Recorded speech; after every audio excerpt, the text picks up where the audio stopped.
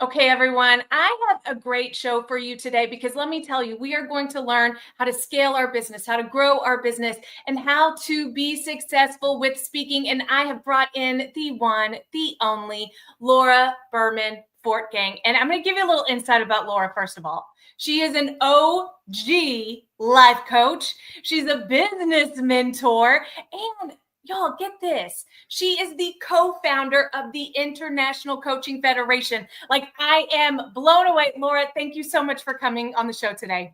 Thanks for having me. It's exciting. So I have to ask, first of all, you're the OG life coach. How long have you been doing this? I've been around for a long time. I was just a mere baby when I started 32 years ago. Oh, you were like 10. I was 10.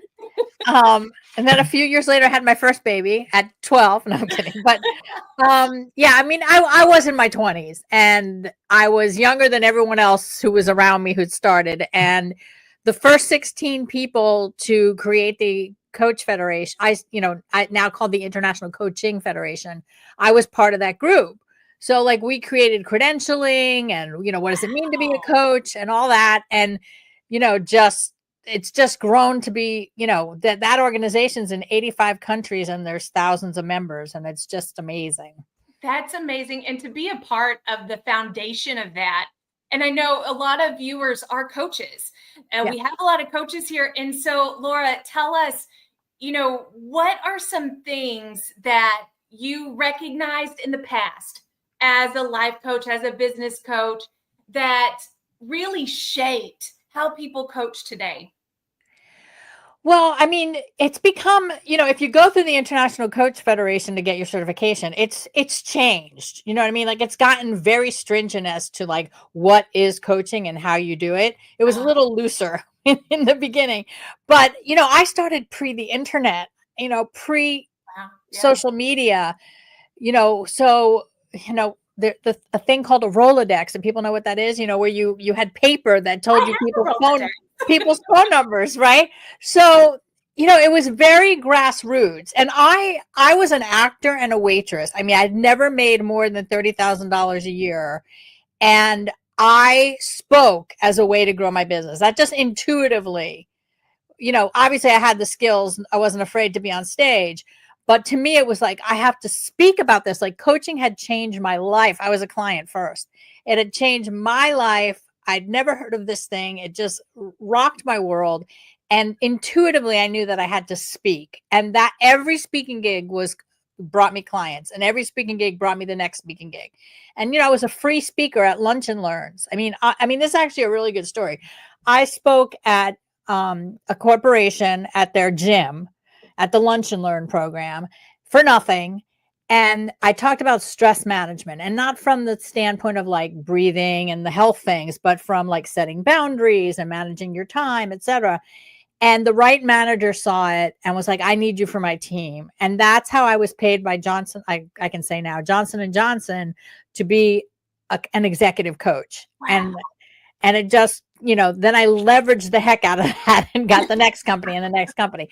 So it's like, don't poo-poo free speaking. No such thing as a free speaking gig, because if you know what you're doing, you turn that into paying clients.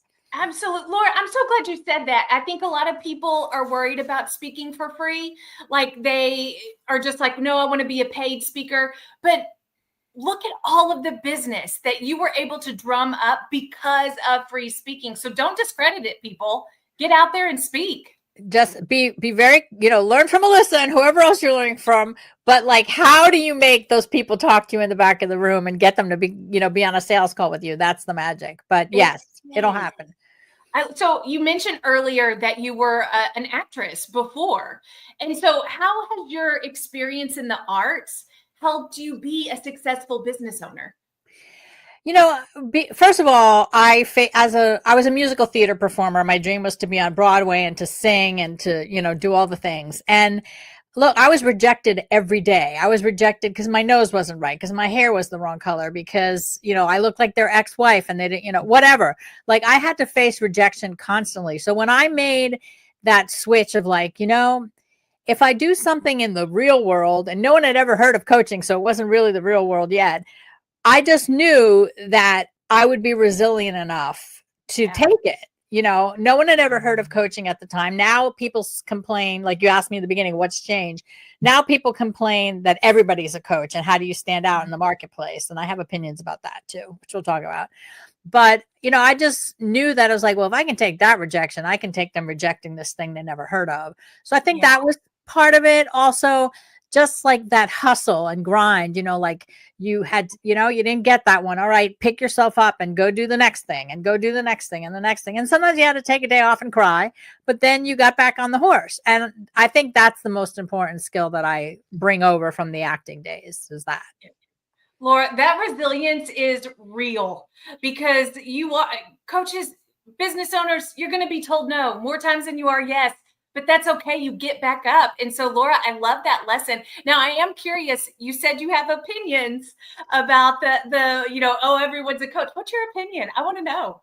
Well, first of all, I mean, I do appreciate coaches that have had some training and know what they're doing. That's important. But the other thing, and like I always talk about the 4 M's in going from being a solo practitioner to a sensational brand. And one of those M's is methodology. So this is why I have a strong opinion that if you have your own method to create a result, and I'll give you an example in a minute. If you have your own method to create a result, now you're in a category all by yourself because no one else has that method.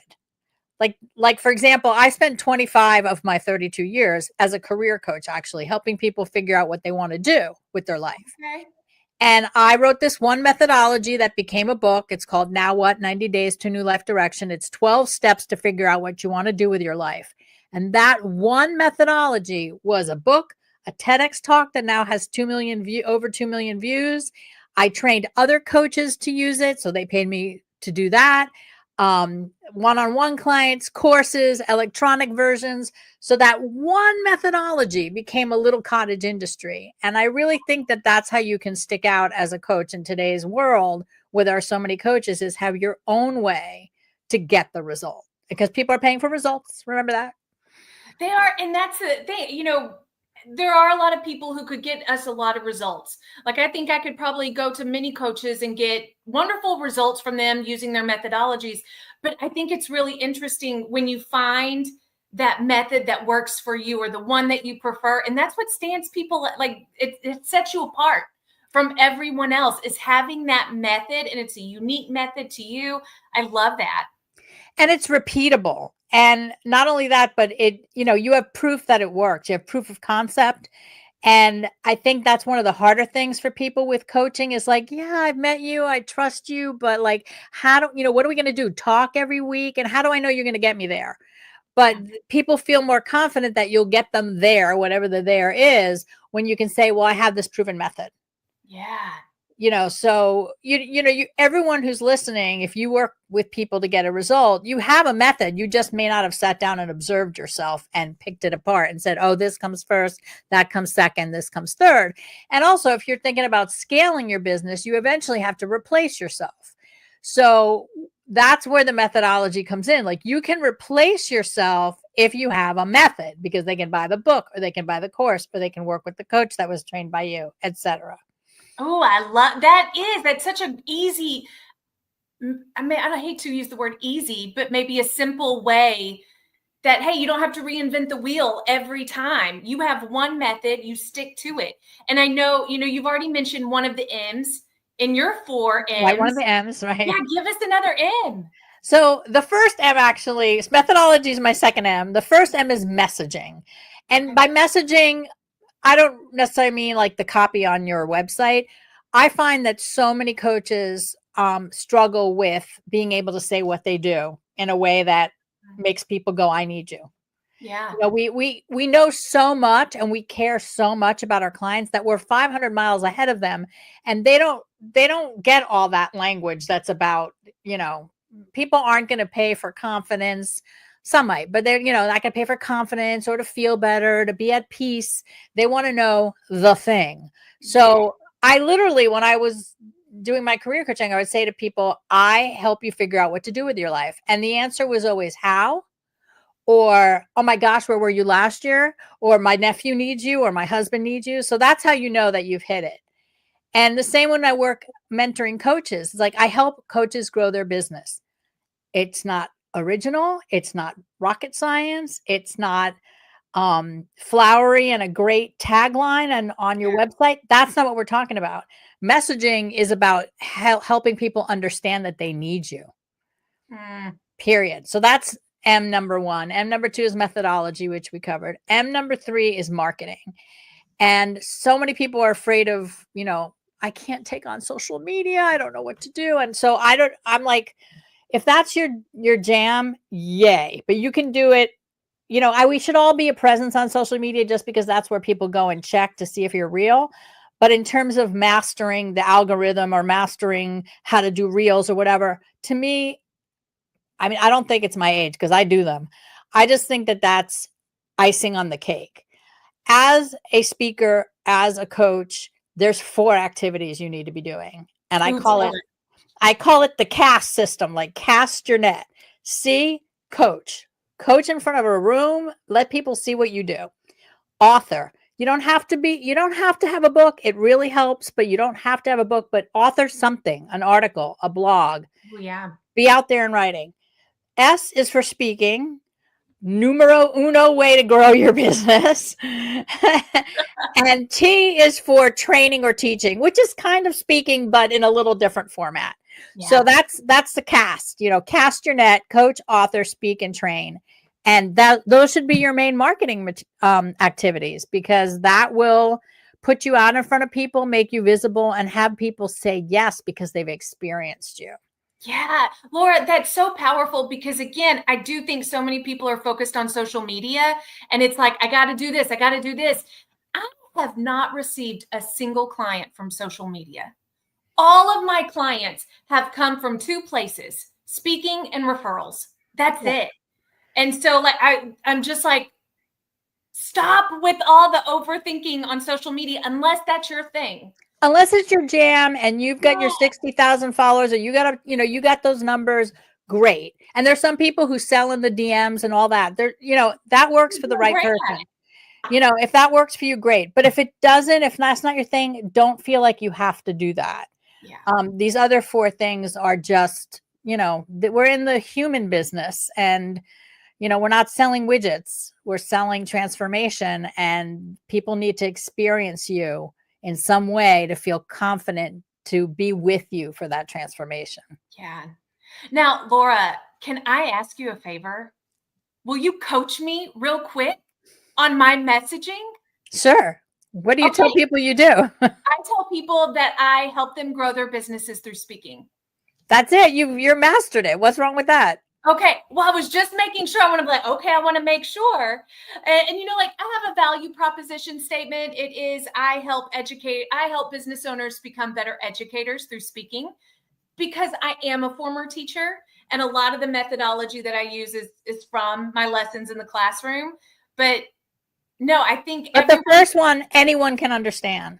Yes. When you talk about the educating the educator, too complicated, too much process. That's the hint to everybody. The clue is, if you're talking about your process, how you do it, you've missed your mark on the messaging. It just has to be so clear what the outcome is, right? So my value proposition is, everyone can get certified as a coach. Not everyone can make an impact, but that's not what I tell someone if they ask me what I do. Yeah. I say I help coaches grow their business. And if that doesn't lead to, how? Then I'm not talking to the right person. That's true.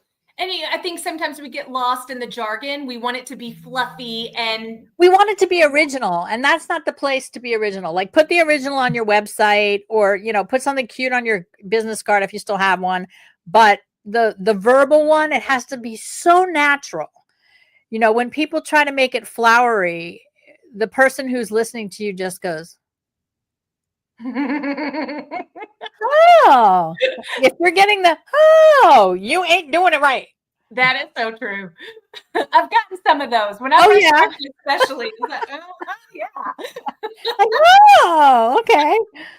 Now, Laura, what's the final M? Oh, the final M is managing yourself. Like, really, I can say it in one sentence: get over yourself. Okay. So many people, I'm afraid to do this, I'm afraid to do that, and I don't want to be salesy, and I don't want to do this, and I don't want to do that. It's like, well, what are you willing to do to make your business grow? Mm-hmm.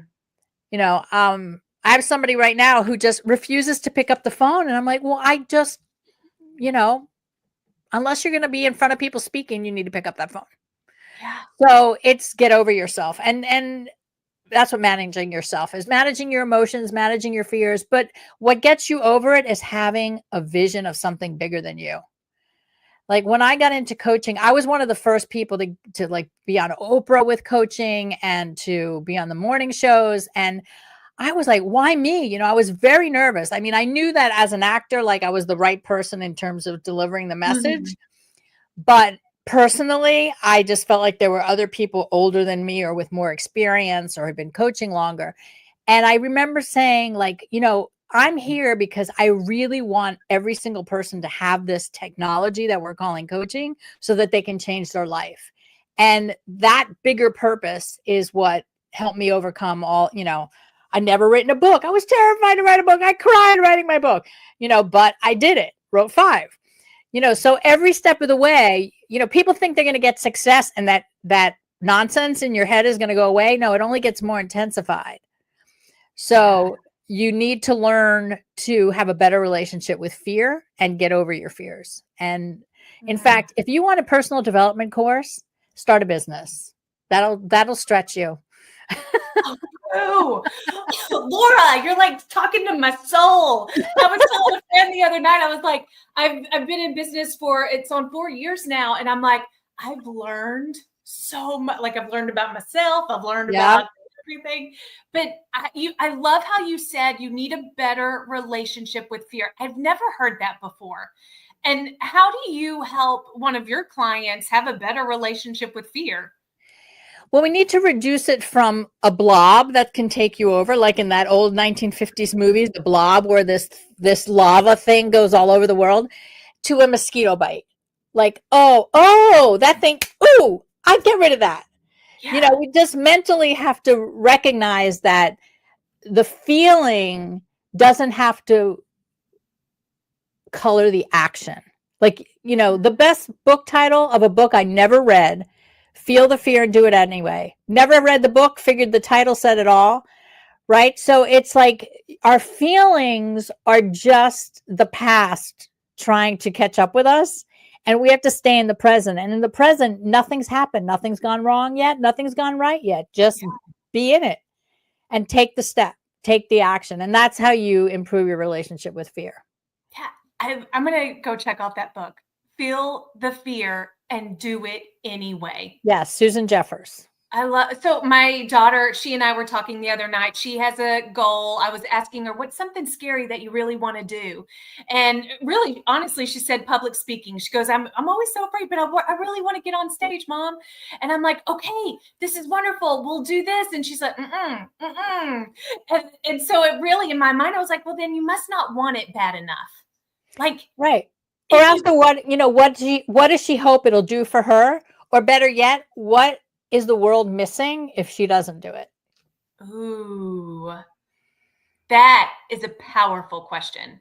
Yep. Because the world you wouldn't have the thought if it wasn't something you were meant to do. So what does the world need that they would be missing if you don't get on that stage? Yes. It really goes back. I've heard over and over from multiple people that, it's like our moral obligation to provide an amazing service. If you have something, don't gatekeep it. Like charge for it. Don't feel afraid about your sales. You have something wonderful. And I kind of equate it to that. Yes, exactly. It's like, you wouldn't be in the place where you're at if you didn't have something to offer. That's how the stars aligned for you. So take that step into the abyss and watch the floor come up beneath you, because it will. Yeah, it will. Laura, you have had a lot of success. I know along the road of success, I'm sure there's been some fun. There've been valleys. Yes, there have. Yes. So what would your younger self be shocked and surprised that your present self is doing today?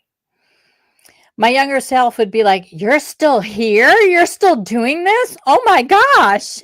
I'm married to the same person for 33 years. So like the marriage and the coaching career about just as old as each other.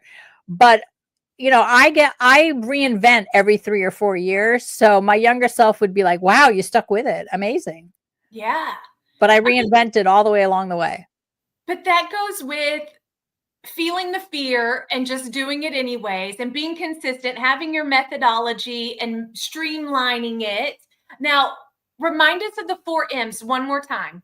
Messaging, methodology, marketing, which is the CAST system, Yes. and managing yourself Yeah. and your That's emotions. what we need to do. Oh my gosh, Laura, this is wonderful. Now, I do know that you have an event coming up in October, right? I do. Thank you. October 14th, 15th, and 16th is Headliner. So, Headliner, we work on messaging, we work on methodology, we work on your marketing, and work on managing yourself. It's a 3-day event. The tickets are normally $97, but for your audience, we'll give them a coupon and you can save $96 and pay $1. How's that? So Oh we'll my have that. gosh, Laura. We'll have that link wherever you have links. Yeah, I'll And drop it in the show notes. come play if you like what you heard today. We'll work on a lot of these same things. Oh, I love. So it is a virtual event or in person? It's a virtual event. That's beautiful. Everyone, you need to register for this. One, it's $1 and you're going to get such gold. So Laura, before we close this up, tell us, what is one thing that you want all entrepreneurs out there to know? We are the future. Look at what's happening to the job market. You have to be resilient all the time, finding the next thing, the next client, and all the poor people who are just figuring this out as job seekers.